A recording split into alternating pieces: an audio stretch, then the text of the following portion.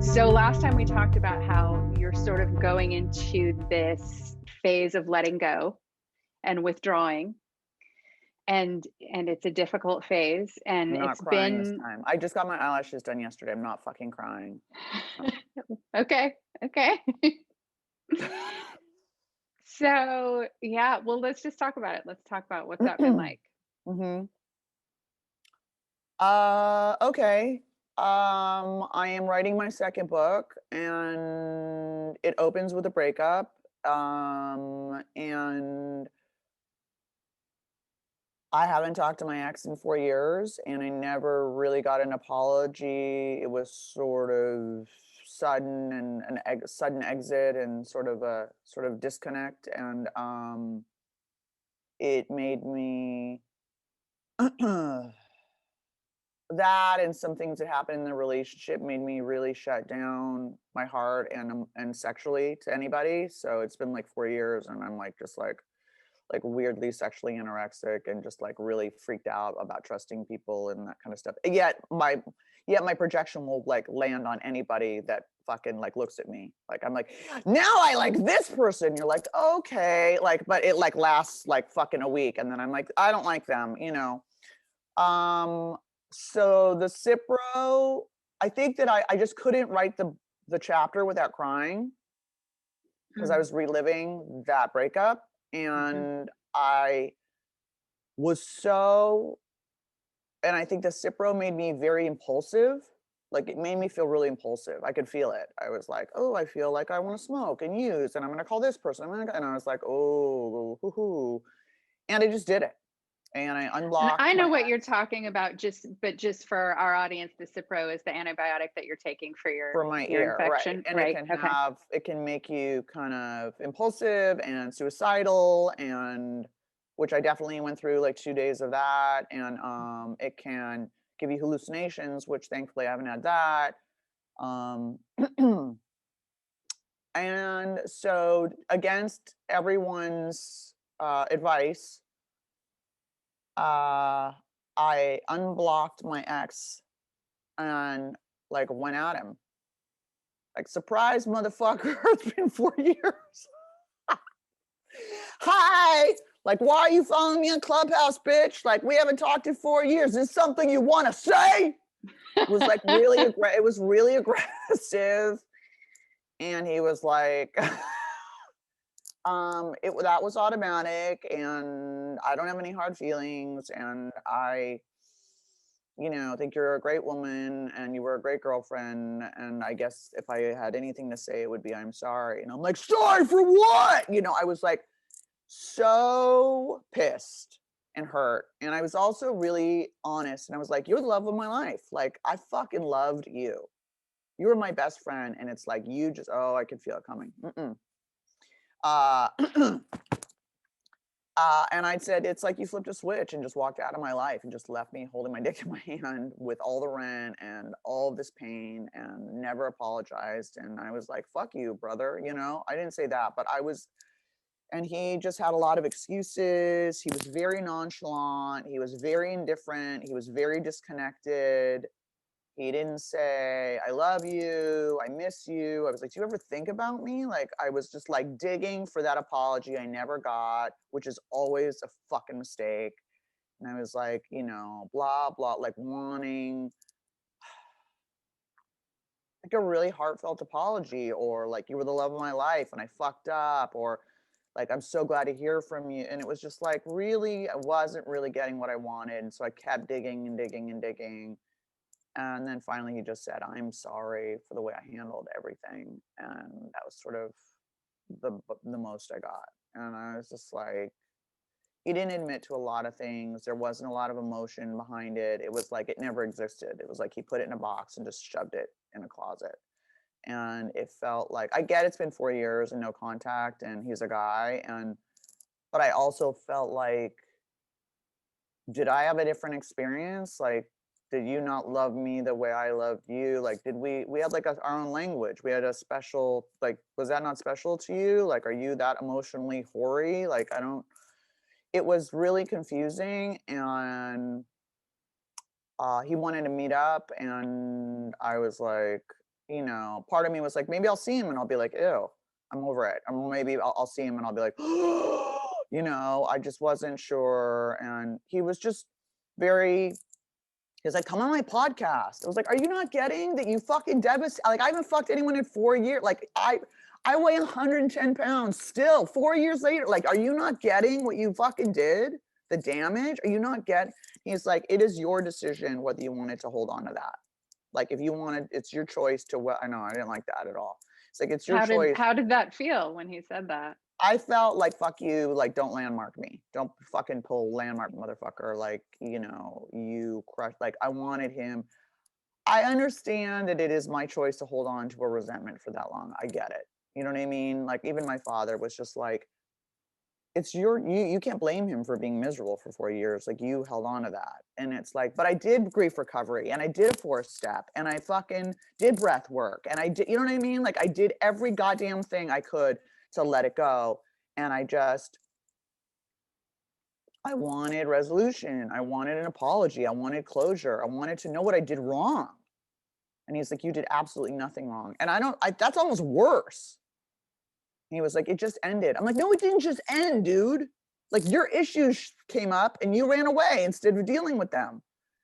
So it's really not about him. Did you say that? Did you actually say that? And what was his response? I was like, this came up for you and this came up for you. And this is your pattern. And it's like, no, it didn't just end. He's like, it wasn't bad or ugly. I'm like, it was bad for me, dude. Like, it was bad for me, you know? He was, and then I just said, if you want to do a real apology and meet and clear the air and help me let go of some of this stuff, you let me know. You contact me. Good night. And I was like, you know, and the next 2 days were spent in a fetal position, crying and like completely suicidal. The ego hit of, I'm not this person's person. I think, you know, you asked a really pertinent question, which was, what did I need to be at peace with this? And it was like, fuck, now I'm crying. I need to know, you're going to pay for my new lashes. Let it happen, baby. I need to know that I can have something like that again with somebody else. Like, that was, unfortunately, that was like my first love. Like, that was, you know, it was in my 40s and it was like really late, but that was like the first time I was really in love and had a relationship, and, you know, and I need to know that I can have that with somebody else, that someone else will hold my hand in the car and spoon me when we sleep, and we'll have our own special language, and we'll have our own songs, and they'll be like, we're practicing for when we're 80. Sorry. Fuck.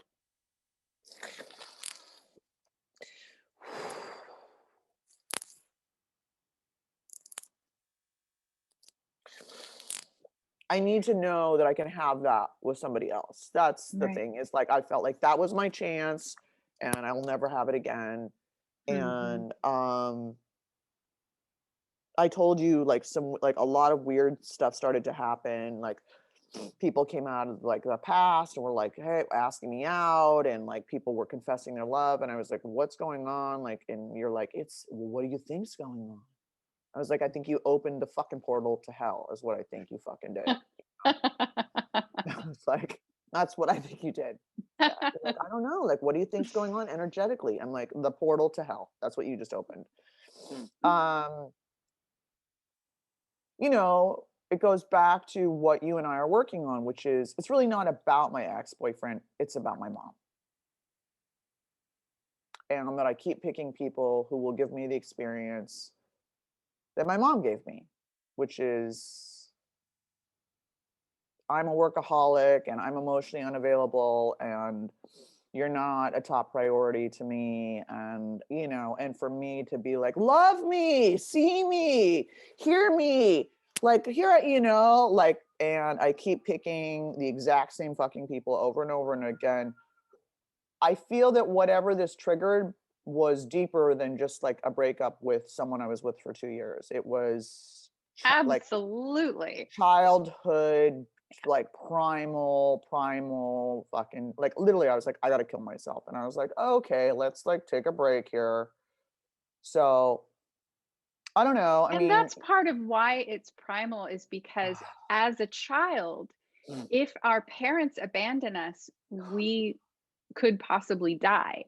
So it really right. is like a fight for your life, right? And when that particular um, wound is triggered, we literally feel like we're fighting for our lives. Like, I'm gonna die Well, is that what was it kind of, he feels was like. like, you know, I'm sorry, I just ran off to New York. I was like, he did kind of just like abandon me. And my mom was like, you know, I'm gonna move to Mexico. And she goes, I'm gonna go visit Mexico. And she'd come back for like 10 years.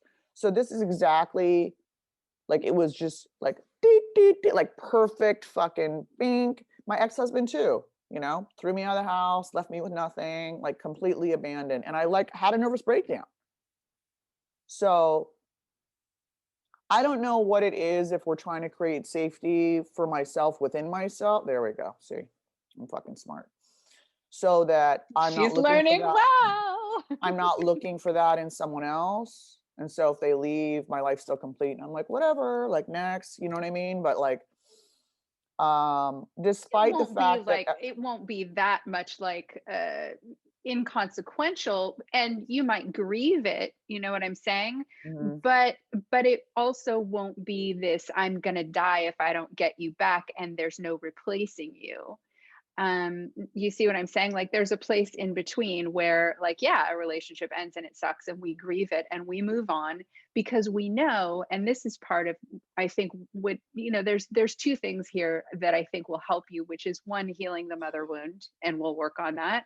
And two, I love that you're breathing. And two is living in abundance, living in a place where no, that you sounds know, so fucking cheesy. Living in a, I really? Are you a fucking yoga teacher? Like, what does that man, mean? je suis la reine de fromage. I've been Oh the my queen of God. cheese You're since so college. It's much. totally true.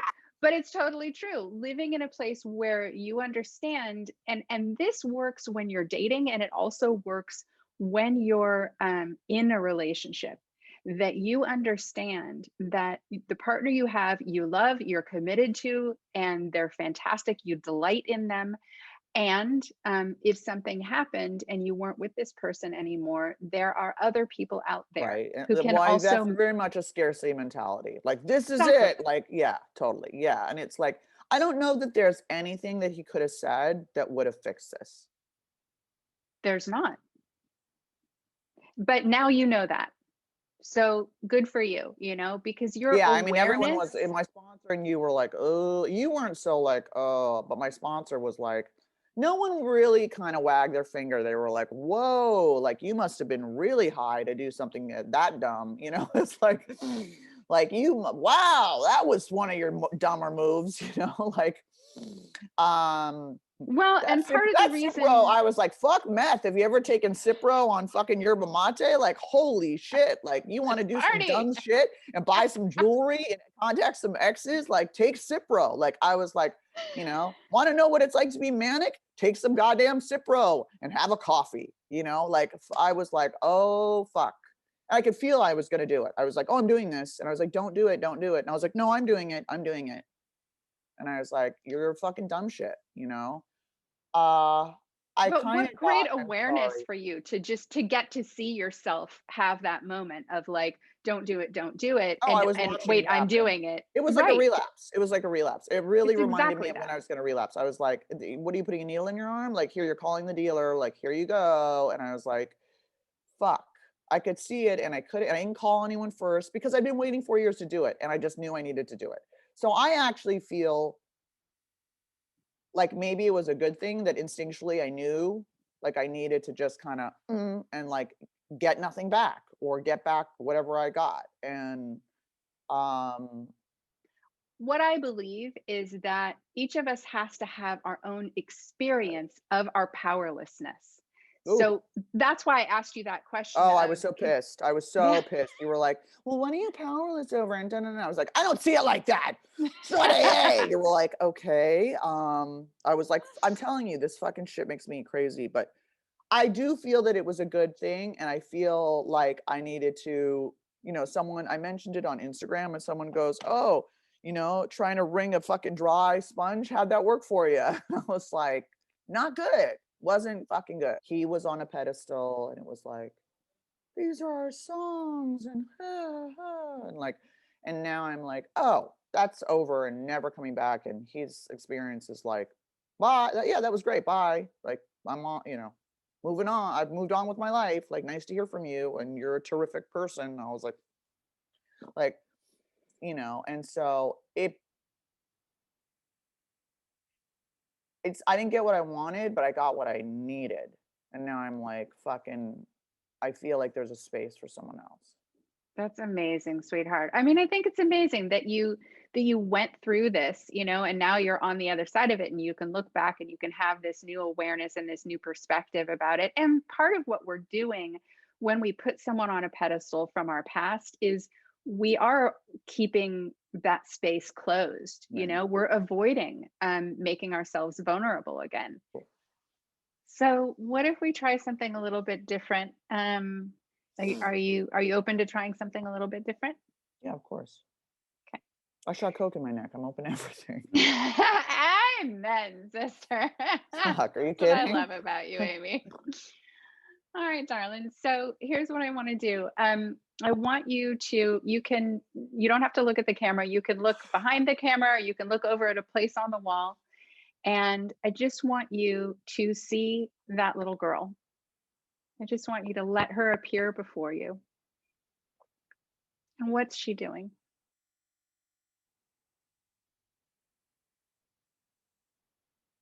Just tell me what you see. Yeah, you can close your eyes. Close your eyes if you want to. And just see her. Just see her. Well, what just came?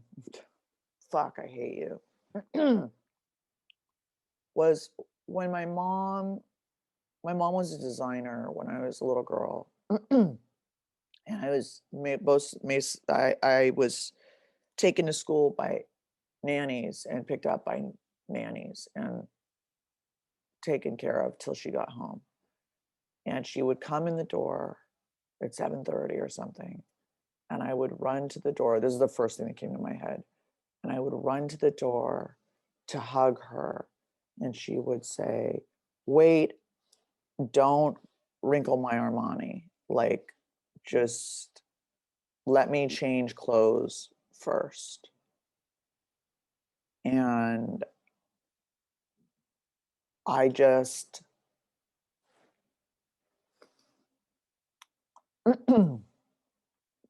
I didn't want to wait, and I don't think she got how much, like, I was a little girl and I needed my mom and I was excited she was home and I needed her to see me and be excited. And same thing when I was married, like he'd walk in the door and, be exhausted or go on his phone. And I would say, can you just give me an hour when you get home and just put your phone off and pay attention to me? And it was sort of the same, you know what I mean? And I kind of got that feeling too in my last relationship, where he was always sort of like, everyone's on their phones now all the time and they're not really listening to you. They don't know how to put their phone down and really like connect. It felt like I wasn't a priority. Her clothes were more important. Not wrinkling her fucking Armani was more important than giving her only child a hug, who obviously really needed her attention and love. Absolutely. And what you mentioned earlier, which is what this process is about, is can you now give yourself what she couldn't give you?